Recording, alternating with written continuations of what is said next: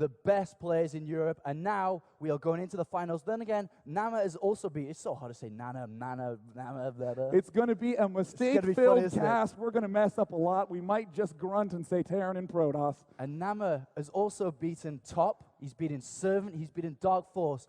Both players have had a hard road to the finals, but now we are down to the final two, and this is the grand finals. Now I must ask, is there any reason left to delay? Are we allowed to go directly into game one?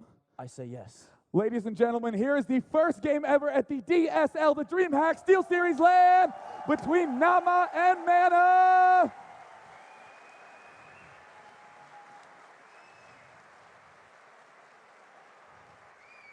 Your host. And the game is now starting. Now let us do this one at a time. If you would like the Terran player Naama to win, give a cheer for Naama! And if you would like Mouse Naama to win as the Protoss player, please make some noise for him.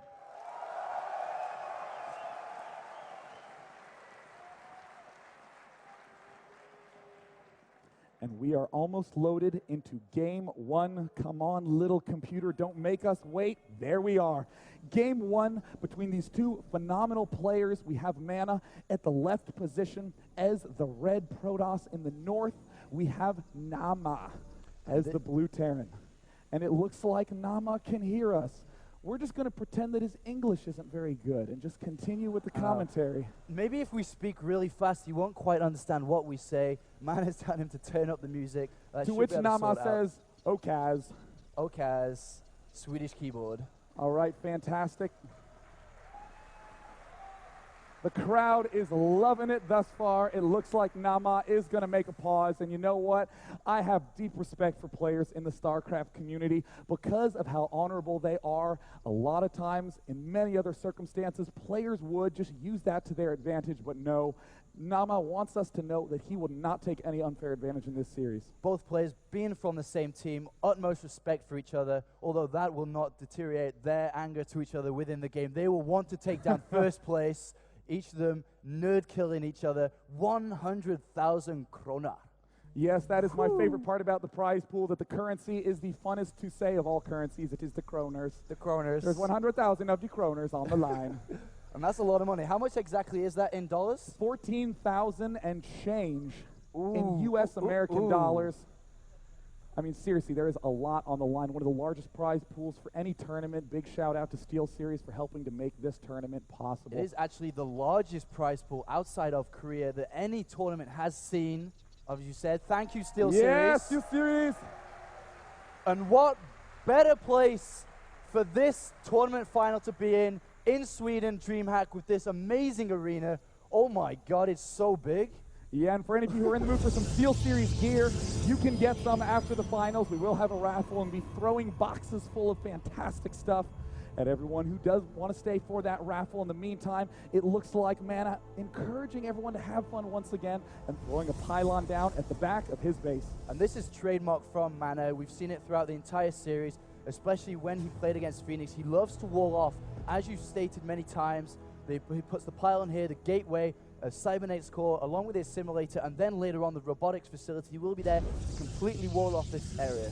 A lot of times you'll see players throw structures down in seemingly random locations, but as we've gotten to see them play again and again and again, we've seen how meticulous and repetitive this is. This is the exact placement MaNa has used in every Protoss game when he has spawned in that position, and now he is approaching the Xel'Naga Watchtower, and shortly he will see that his, oh no, he's scouting in the wrong direction. Yeah, I think the reason why he did this is because usually you see a lot of players scout a little bit earlier than this, and he is going to go, he's using the Xel'Naga towers to see if he can exactly see where the SCV is coming from. He doesn't see it, so he's going to move up here. The interesting thing is, which way will he scout after coming on this right-hand side of the base? We do see MaNa has finished. The gas guys are immediately pumping probes into that assimilator. The gateway is now finished, pylon en route. Meanwhile, in Naama's base, his barracks is finished. And again, uncharacteristic, he still is getting that SCV instead of the fast orbital command.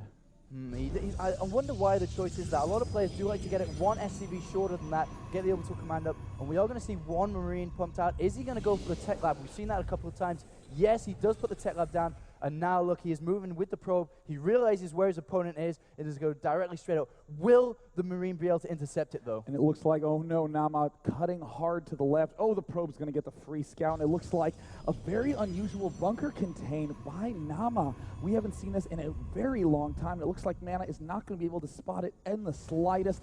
We now see that that barracks has finished. He can begin making Marauders, but no, instead favoring more Marines. The probe deciding to go ahead and take a few kills himself. And ooh, Naama hates probes. And then the Marine is on the way. The shells are out next, so I think what he wants to do, he's going to have to repair this, and the Zealot will come off. The second Marine should be on its way now. It is going to go into the bunker, and look, he's trying to slowly advance forward with these bunkers.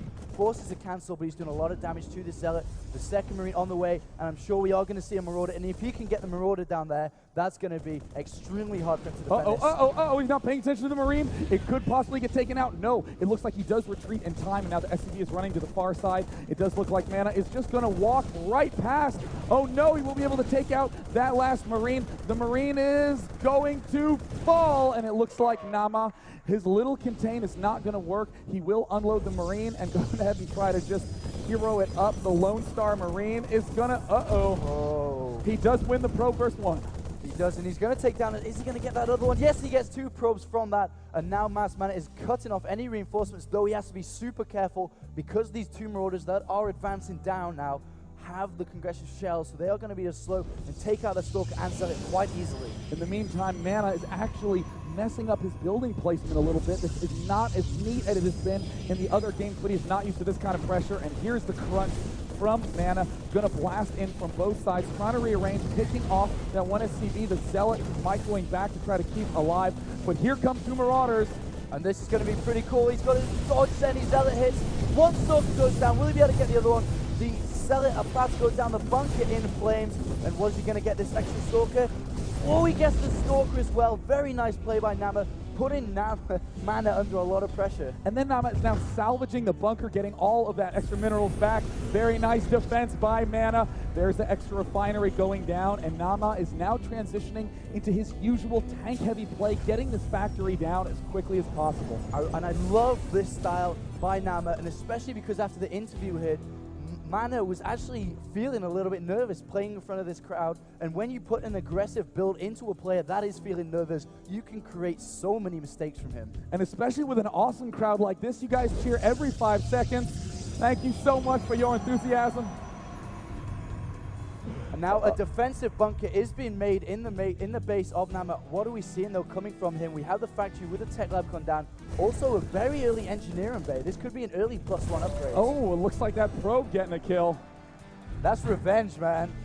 He's revenging his 2 brother probes that died to that 1 Marine. And that other probe that got smashed up here in the mineral field. Either way, it looks like we do see the siege tank coming up.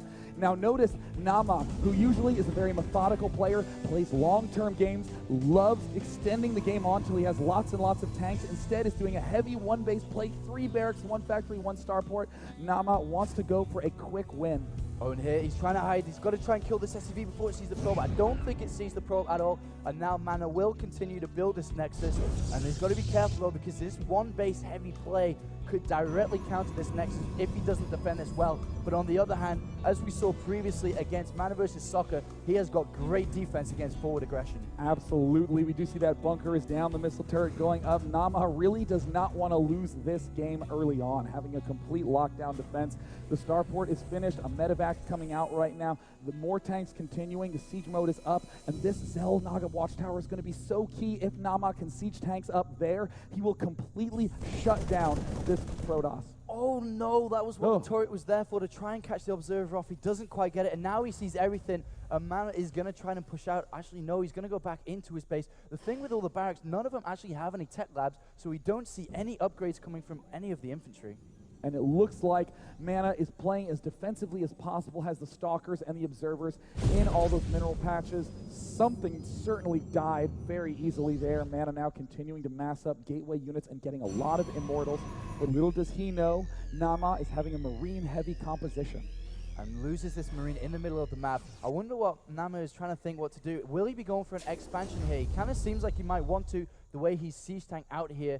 but I don't know. Is he going to be bringing down an SCV? I don't think so, because he's just built another supply depot. Look at the production tab. Another medivac is in the making of 4 more Marines. This is actually very clever mind games by Naama. Getting a tech lab at the starport, not making any Banshees. Sieging everything out the front, not taking an expansion. He is gearing everything up for this push, and it looks like these 2 players will meet in the middle. And he's got to be careful. One still gets on the shield. It's a nice force field, and this tank is in a great position, and all these units are taking a lot of damage day 9. And it looks like the original plan of the force fields was to cut those units off, but the siege tanks are now hiding behind them. MaNa is in a full-out retreat, but he does have the Immortals up. He can pound through those tanks if he gets in a good angle, but Naama being very methodical, trying to inch his way forward. Now he's going to move back, try to draw these units into the tank fire. This zealot goes down instantly, and he's going to take no. This zealot's got to be so careful. He moves back once more, and these siege tanks are slowly moving more forward towards this Vexus. Huge pressure by Naama, who is ordinarily a long-term game player, going for the short win. Now darting in. There's the scan. He's going before. Siege tanks were not sieged. The Immortals are darting up, target firing. He does pick off 1 tank, but the Marines are doing big damage. This one Immortal cannot get through. It is stuck. Target fires the Immortal, and he takes it out. And SCV reinforcements are here to help with the tank healing, and now he's trying to push with all these SCVs. It looks like he wants to win this right now, but MaNa has great defense. Oh no, an Immortal! He is not working! Go into the battle, Immortal! MaNa does not have it in the front, and now the bunker is being constructed. This is a terrible situation. No probes are even mining at all. And now he's going to start losing siege. All the probes have been pulled off now. He's trying to defend this. And it looks like he's starting forward, picking off the Marauders one at a time. This Immortal is now joining into the fray, but it cannot get up to those siege tanks, and Naama does hold! Oh my god, he's holding this, but there are too many Marines, and these medivacs are crucial. They're healing all these, and he's slowly pushing forward with these bunkers. The tank's behind them. One more push. Can he defend this? Oh, he just so can't, and he's not even mining from this Nexus. He's in a pretty bad position. And it looks like MaNa has sacrificed the Nexus. The expansion will fall. And now he's got this solid containment, and it's going to be extremely hard to break out of this. Even though he has 2 Immortals here, these bunkers are going to be so hard to break, especially with all these SCVs. They can just continue to repair them. He might even wall him inside his own base. Yeah, now one thing to note, what's very dangerous about what Naama is doing, he's building a sensor tower outside of his front door just to make sure that nothing else tries to sneak through. The one thing that's dangerous about Naama's play is look at his mineral count is running very low in his main. Naama has no additional bases. If MaNa can hold off long enough, he might be able to counter and win. Yeah, this is definitely going to be a pressure build. Oh no, he's actually going to slowly edge his way into the base. He's got to be careful though, because a couple of tanks don't have range into the base. But MaNa has to do something about this, because the longer the game goes on, he's going to run out of minerals in his main. But how is he going to do this? And this could be cool, because all the siege tanks are unsieged. Uh-oh, moving forward. The Marines were too far back, getting split up by the force field. Another key force field cutting these units off at the left side, but there are just too many Marines. Naama has a total stranglehold on this force, but it looks like MaNa is still trying to break through. No, he does not break the contain. And he doesn't break the contain. There are only 3 Stalkers left inside And the base. Good GG! game! And that is a very comfortable position for Naama. He comes out to an early 1-0 lead. There are the admins getting him ready for the next map. I think that was a brilliant, brilliant aggressive play by Naama. The execution of that push was fantastic. Knew exactly that has come from the training grounds and all the custom games. He's been practicing, ready for this final. He comes in, knows exactly what to do. He had a plan from start to finish and just annihilated MaNa. And really, that is going to hurt the nerves of MaNa going into the next couple of games. As he said on stage, he was already nervous going into this. And can he hold the nerves and continue and pull out of this? And that's one thing to note about Naama. In the semifinals against the Korean Pro OGS top, Naama was shaky in game 1, made some poor decisions, and then buckled down and focused and crushed in the next 2 games. And then here he is coming up with a win. So that is a lot of momentum on his side. The next map we are going to be going into is Scrap Station, which is going to be extremely interesting to see. Are we going to see some Banshee play? Obviously, we've seen a lot of that throughout the entire tournament. There's been a lot of mistakes from Protoss players where they like to go for 4 warp gates and then they get caught off guard by a cloaked Banshee, losing all their probes. And at the same time, how Terran players are that smart, they have a couple of bunkers on the ramp to stop any counterattack, and the Protoss is in trouble. And hopefully, MaNa's learned from mistakes of other players throughout this tournament, and we'll probably expect to see some kind of 2 or 3 warp